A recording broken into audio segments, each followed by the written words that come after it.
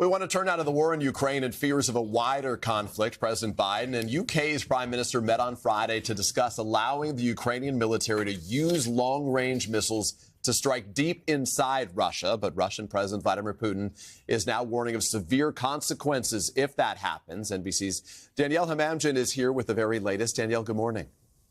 Good morning, Peter. That's right. The war in Ukraine was high on the agenda during this meeting between both leaders, but still no decision has been made public.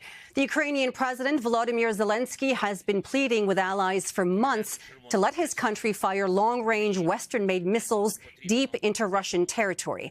We're talking specifically here about the U.S. ATACMS and the British Storm Shadows. Ukraine says these long-range weapons will allow its forces to destroy air bases and other military targets from which every single day Russia is launching attacks that are killing Ukrainian civilians.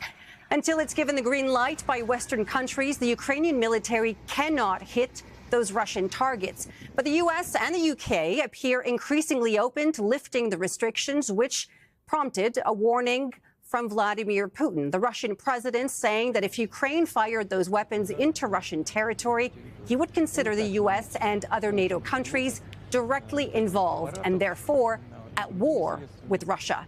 His remarks signal he may be willing to escalate against the West in response, and some Western officials are concerned this could mean acts of sabotage against their infrastructure or possibly, Peter, NATO bases. Danielle, of course, this has been a contentious issue for a long time now. What is the latest on the wider war there, specifically between Russia and Ukraine?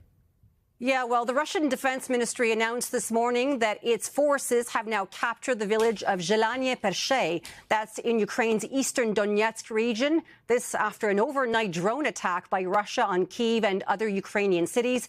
There were no immediate reports of casualties, but as you can imagine, this prompted President Zelensky to issue a fresh appeal for more air defense and long-range weapons. And Peter, Zelensky will be traveling to the U.S. later this month. All right, and we'll be there to cover it. Danielle Hamamdjian with the very latest from London. Danielle, thank you.